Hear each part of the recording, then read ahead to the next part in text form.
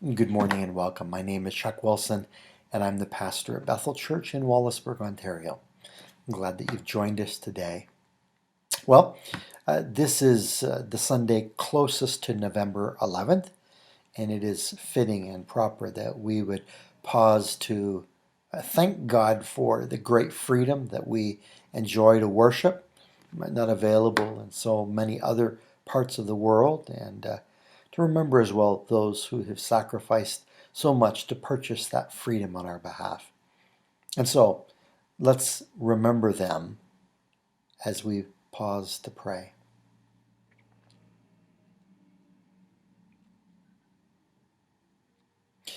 Lord, we do want to thank you for this great nation of Canada. We are truly blessed here.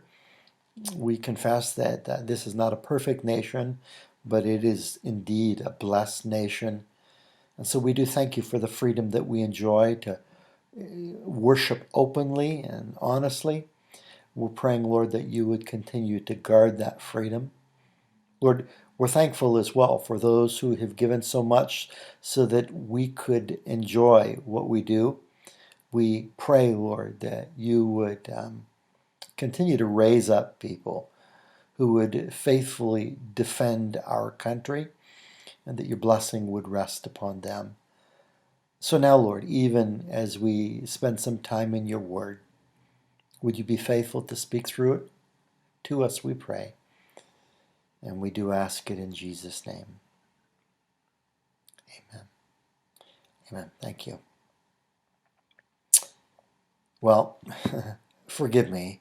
I am a huge football fan, and so it's easy for me to fit football illustrations into my message. This is another one. In 2017, the Kansas City Chiefs of the National Football League drafted a young man named Patrick Mahomes from Texas Tech. There he is, in fact. In his second season, 2018-19, Mahomes led his team to the American Football Conference Championship game. And then just this past year, he led the Chiefs to their first Super Bowl win in 50 years. In fact, his performance in that biggest game of his life and the biggest game of the season earned him the title of youngest Super Bowl most valuable player ever. You know, some sports analysts suggest that Mahomes has the potential to become the greatest of all time. But Mahomes, he's not always been universally adored. In fact, after he was drafted back in 2017, a writer for USA Today gave the Chiefs a C- rating for selecting him. The writer stated, and I quote, "Calling Mahomes a project is a major understatement. He's nowhere near ready to play in the NFL, and honestly, he may never be. Between his inconsistent accuracy, his tendency to bail from the pocket, and his lack of field vision, he's going to leave as many big plays on the field as he creates. This," the writer said, "was a risky pick." Obviously, that guy had to eat his words. History will undoubtedly give the Chiefs an A+ for their choice. Interestingly, the Bible is full of examples of godly men who failed to see potential and who gave C- grades to future A+ leaders.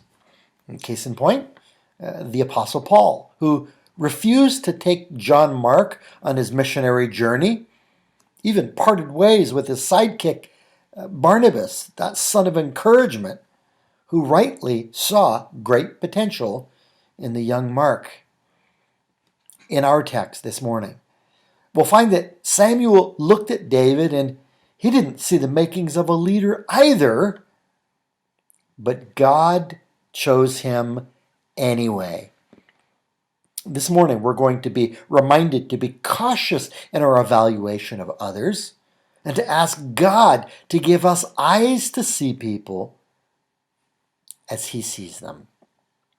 Our text today is found in 1 Samuel 16. It's actually about the first half. And it reminds us that it's what's inside that counts. Well, those of you who watch online regularly, by this point you probably know that I'm fond of having 3 or 4 alliterated points in my messages. Alliteration is really important to me. I think it helps people to remember. Well, that's normally how I see a text and how I pull it apart. But in my study this week, that's not how this particular passage unraveled. There was just one main thought that rose to the surface. And so, if you remember anything about this message, let me challenge you to remember the title, because that really is the point. It is what is inside that counts. Well, let's look at our text. The Lord said to Samuel, "How long will you mourn for Saul, since I have rejected him as king over Israel? Fill your horn with oil and be on your way. I am sending you to Jesse of Bethlehem. I have chosen one of his sons to be king." Many years earlier, you may remember that Samuel had been directed by God to step aside because his people, the nation of Israel, decided that they wanted a king, just like all of the nations that surrounded them. They wanted a visible leader that they could point to. They wanted a hero who would ride the white stallion, who would lead them into battle when the need arose. The long and the short of it is that it was a poor choice. It was a bad decision on their part, but God let them have what they asked for. You want a king? Well, you can have a king. Though Saul looked the part, and in fact even started out well, it really didn't take too long for him to reveal his true self. He had the external appearance of a king, but not the heart of one.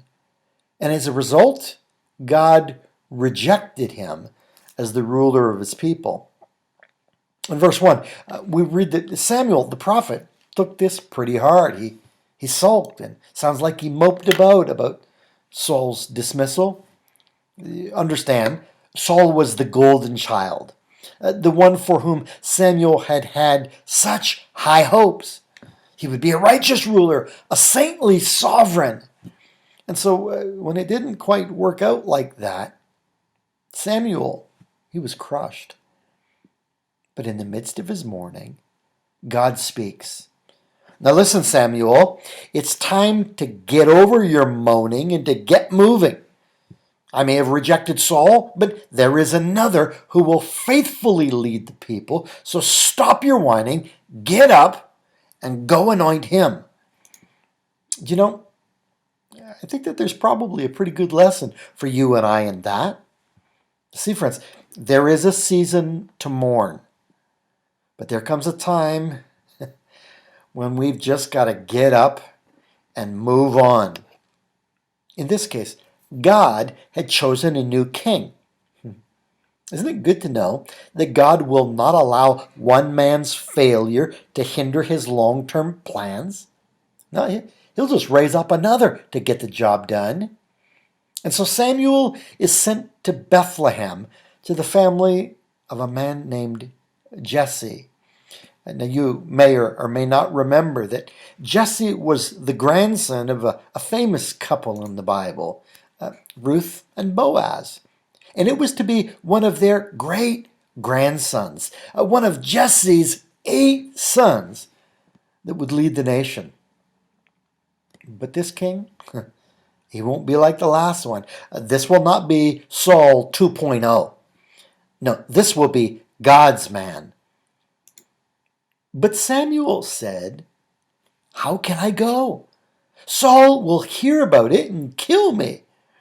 The Lord said, "Take a heifer with you and say, 'I've come to sacrifice to the Lord.' Invite Jesse to the sacrifice, and I will show you what to do. You are to anoint for me the one I indicate. And Samuel, verse 4 says, he did what the Lord said. What we find here is that the prophet sounds somewhat hesitant to initially obey the command. I mean, Saul may have been rejected by God, but he was still the king, and he probably wouldn't take too kindly to Samuel anointing someone else as his replacement. Kings they're kind of funny about stuff like that. You know, it occurs to me that times haven't changed that much. You may remember a number of years ago when this guy, Jimmy Johnson, ended his stint as the coach of the Dallas Cowboys. Now, you need to keep in mind that Jimmy was one of the most successful coaches in the history of the NFL. He quit because he heard that the owner of that team, the guy on his left, had been out drinking one night at a bar, and he got to talking about hiring somebody else. Well, Jimmy wouldn't put up with it. But there was no chance that Saul was going to do that. Quit, I mean. It was much more likely that he'd hunt down and eliminate the perceived source of the problem. And Samuel knew that meant him. And so he says, God, I can't go waltzing up to Bethlehem and anoint a new king. It'd be suicide. And so I think to appease Samuel, God came up with a plan, a secret agent kind of plan. Here's what you're going to do, Samuel. Get yourself a cow. No, better yet, a heifer. And head up to Bethlehem to offer a sacrifice. After all, that's what prophets did. They prayed, they sacrificed, and, other stuff like that. And apparently, to Samuel, this made sense. And so off he goes, cow in tow. And the plan worked quite well until Samuel actually arrived at the town. When he arrived at Bethlehem, the elders of the town trembled when they met him. This mustn't have been one of his frequent pit stops. So when the people saw this stranger approaching and realized who it was, they were terrified. And they sent the elders of the village out to see what the man of God could possibly want. That seems kind of strange, doesn't it? I mean, why are they afraid of the old guy? I suppose that it would have been a little like answering a knock at your front door, only to find Billy Graham standing there. I mean, you're happy to see him, but in the back of your mind, you've got to be wondering, what on earth is Billy Graham doing at my house? Especially now since he's passed on. That would have been a real shock, wouldn't it? Well, Pastor David Guzik has a different take on this. In fact, let me be clear that while I've studied what 8 different theologians have to say about this passage, I am mainly indebted to the writing of Pastor Guzik this week. Anyway, he thinks that the people are afraid of what happened because of what happened at the end of chapter 15. Do you remember? Actually, we really didn't take the time to consider that part of the story last week. And so, let me catch us up a bit on what happened. You'll remember that Saul disobeyed God by sparing the life of that Amalekite king named Agag. After rebuking Saul for that act of defiance. Are you familiar with what happened to Agag? The New International Version simply says that Samuel put him to death. But honestly, that's putting it kind of mildly. What the Hebrew suggests is that he hacked him to pieces with a sword. And although the elders of Bethlehem may not have been present when all of the hacking took place, let me assure you, friends, that's the kind of news that gets around. And that, Guzik suggests, may well be why they were shaking in their sandals when they saw Samuel on his way into town. Oh no, it's the old hacker. He doesn't have a sword in his hand, does he? They asked, do you come in peace? Samuel replied, "Yes, and peace. I've come to sacrifice to the Lord." And I wonder if there wasn't a collective sigh of relief right there. Oh, thank heavens. Consecrate yourselves and come to the sacrifice with me.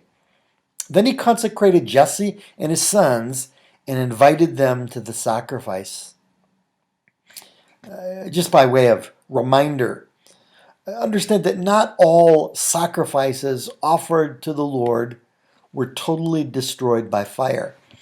Sacrifices for sin, they were, but fellowship and peace offerings, they weren't. See, in this case, only part of the offering was burned, and the rest, it was used as a barbecue, as food for the guests at this sacred celebration. And so, the sacrifice is made, the special guests, Jesse and his sons, are gathered, and then the introductions are made. When they arrived, Samuel saw Eliab and thought, "Surely the Lord's anointed stands here before the Lord." And we know exactly what Samuel was thinking, don't we? I mean, look at him. He's tall, he's well built, and I mean, look at that hair. This must be the guy. But God says, nope, it's not him. But the Lord said to Samuel, "Do not consider his appearance or his height, for I have rejected him." The Lord does not look at the things man looks at. Man looks at the outward appearance, but the Lord looks at the heart. It's interesting, isn't it? That Samuel made the same mistake that Israel had with Saul. I mean, you think that he, being the mature, experienced man of God that he was, that he might have already learned this lesson, but clearly he hadn't. Eliab, he looked like a leader. He had all of the physical attributes that would make people want to follow him, but he was not God's choice. Why? Well, because in him, God did not find the kind of heart that he was looking for in church. If a man of God like Samuel could make that kind of mistake, it concerns me about what that says about us and our choices.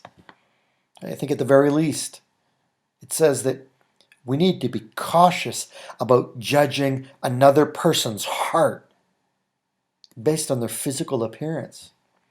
I mean, the simple truth is that a man of God can't be identified by his mouthful of pearly white teeth. You can't recognize him by the tailored cut of his suit or the refinement of his speech. Let me ask you, what do you think of this guy? Does he look like a vagrant to you? Someone who lives on the street? Or does he look like the pastor of one of the largest churches in Canada? Well, that's what he is. And God uses Jesse's sons to remind Samuel of that same fact. Then Jesse called Abinadab and made him pass in front of Samuel. But Samuel said, "The Lord has not chosen this one either." Jesse then made Shammah pass by, but Samuel said, "Nor has the Lord chosen this one." Jesse made 7 of his sons pass before Samuel. But Samuel said to him, "The Lord has not chosen these." Now, let me be clear. I don't think that Jesse's sons were bad men. I don't think they had shifty eyes. In fact, I think that they were probably good, solid men. But they were the kind of candidates that you would naturally elect to lead. But clearly, this wasn't going to be an election, but a selection by God himself. He was going to choose the man to lead his people. And so Samuel says to Jesse, "The Lord has not chosen these." Well, if he hasn't chosen any of these, whom has he chosen? Samuel and Jesse are probably a both a bit confused at this point. And so he asked Jesse, "Are these all the sons you have?" "They're still the youngest," Jesse answered, "but he's tending the sheep." Samuel said, "Send for him. We will not sit down until he arrives." Now, I want us to notice how Jesse refers to this son. At this point, we don't even know his name. But what we do know about him is telling. He's the youngest of 8 brothers. And he's been given the job generally reserved for the servants or the hired hands. He's out tending the sheep. Beyond that, we know that he hasn't even been invited to this important event, meeting with the prophet in a time of sacrifice. When we read between the lines, it sounds to me like David is somewhat insignificant in the eyes of his father and his family, that they have very little respect for him and his gifts. Maybe as you listen in, you can relate. Maybe you grew up in tough circumstances and maybe you feel a little underappreciated by your family too. Well, friend, be that as it may, I want you to understand that that has no bearing on how God sees you. Clearly, you can be of little value in the eyes of people, and at the same time of great worth in the eyes of God. Be reminded, friend, that God is not looking for what we would, not the cream of the crop, to serve him. I think that's some of what this story reminds us. And so David is off by himself doing what his father asked. He's just keeping his eye on the sheep. But during that time, let me suggest to you that David was developing the kind of heart that appeals to God. He had lots of time to think and to pray and to reflect on the greatness of God. See, it was undoubtedly during this time when he's out looking after the sheep that he wrote these familiar words. You've set your glory above the heavens. When I consider your heavens, the work of your fingers, the moon and stars which you have set in place, what is man that you are mindful of him? The Son of Man that you care for him? He was out in the wilderness while being obedient to his father, that David learned about it and developed the heart of a shepherd. The Lord is my shepherd. I shall not be in want. He makes me lie down in green pastures. He leads me beside quiet waters. Even though I walk through the valley of the shadow of death, I will fear no evil, for you are with me. As David led his flock, he came to see God's leading in his own life. As he led his sheep safely through dangerous places, he learned to trust that God would do the same for him. As they fought with lions and bears, David began to grasp that the Lord would not abandon him in times of trouble. And so let me ask you, when was it that David became a man after God's own heart? When was it that he developed this deep connection to God? Was it after he became king? Was it after he became rich and famous? No, I think it was long before anyone even knew his name. Friend, let me say it again. You can be a nobody in people's eyes and at the same time be of great worth in God's. So he sent and had him brought in. He was ruddy, with a fine appearance and handsome features. Then the Lord said, "Rise and anoint him. He is the one." I want you to try to picture this scene. Jesse and his 7 eldest sons are gathered. They've washed and are dressed in their best, properly for the occasion.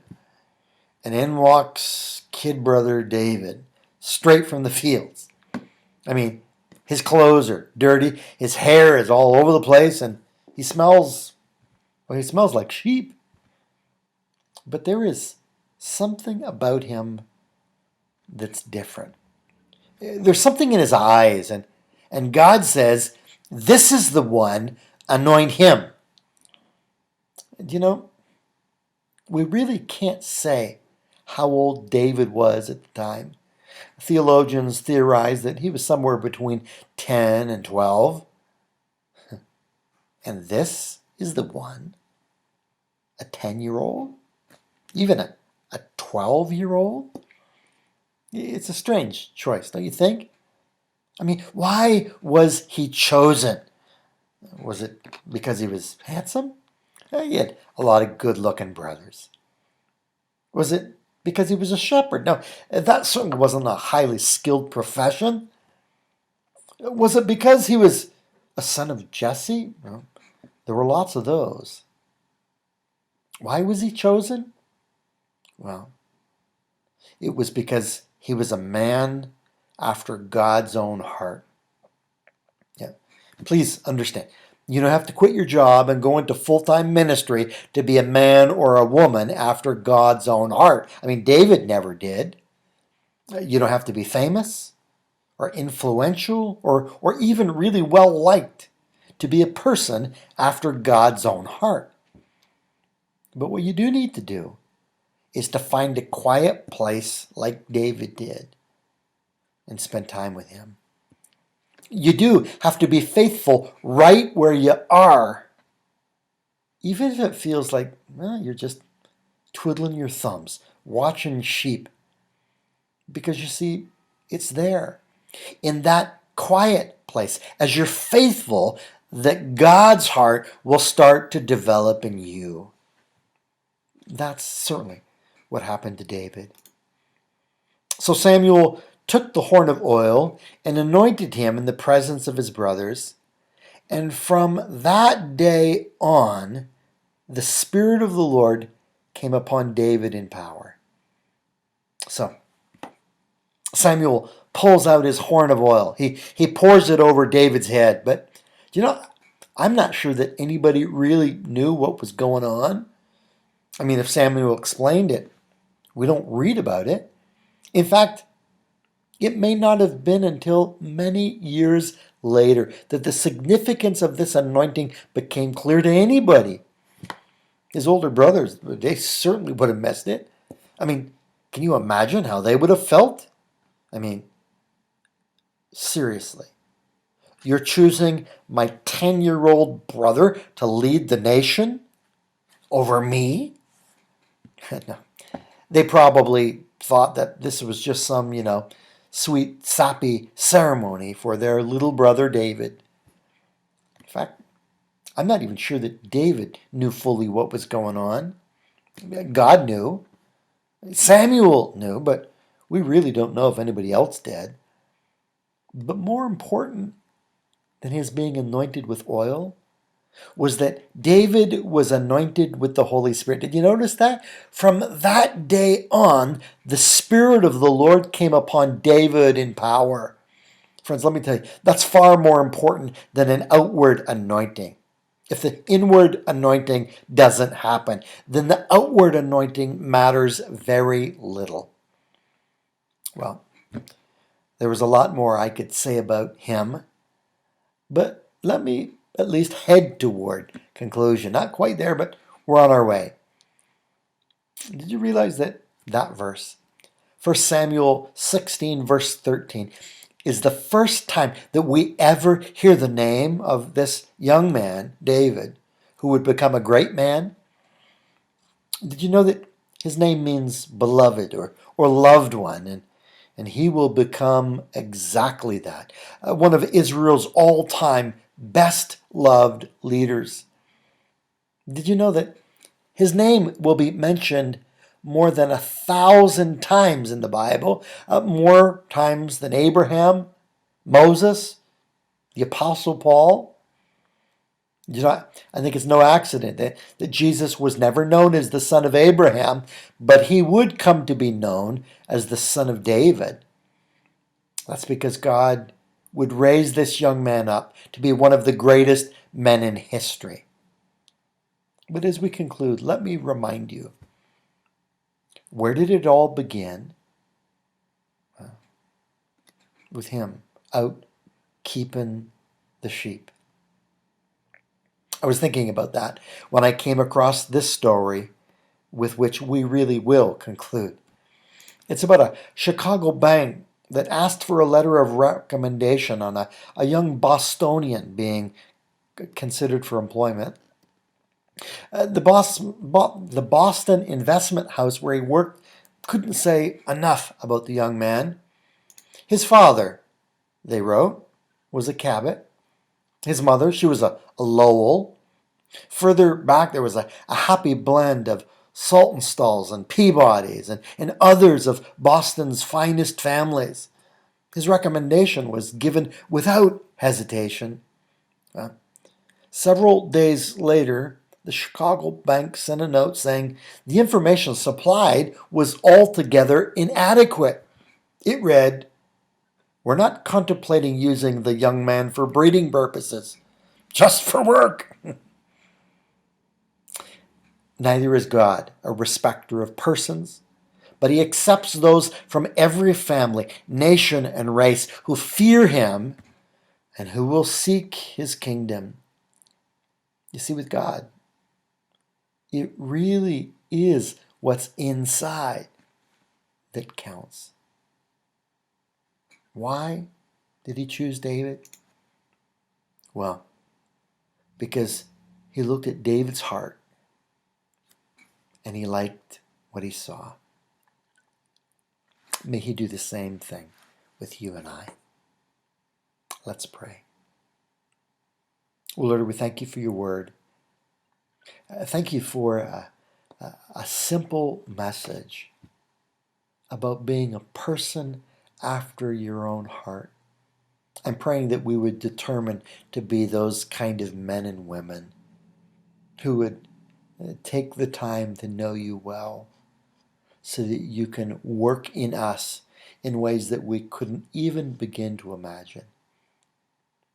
May that truth ring loud and clear, not just in our ears, but in our hearts today, I pray. Lord, this is also the month in which we remember those who serve you in other parts of the world and who do so in the face of violent persecution. And so we pause to think about them today. I'm thinking of a man I know in Cuba this morning whose church was bulldozed down by the government this past week. I'm praying for Fausto, asking that you would comfort he and his family and the members of that church family.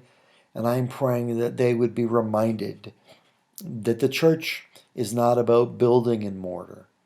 It's about flesh and blood that was shed for them. I'm praying that you'll be with them through this challenging time. And Christians around the world, that they would stand true to the faith in the midst of all circumstances. God, I'm praying that we here in freer lands, we'd be challenged by their example, and we would determine to follow hard on your heels wherever you would lead us.